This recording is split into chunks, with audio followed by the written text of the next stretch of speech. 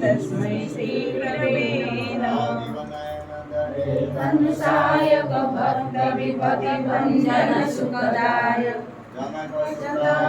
जननी जानकी अतिशय प्रिय करुणा निधान की जुगपद कमल नाभं दासु कृपा निर्मल मति पावं जल जाता जल सुमत सुफल जाता।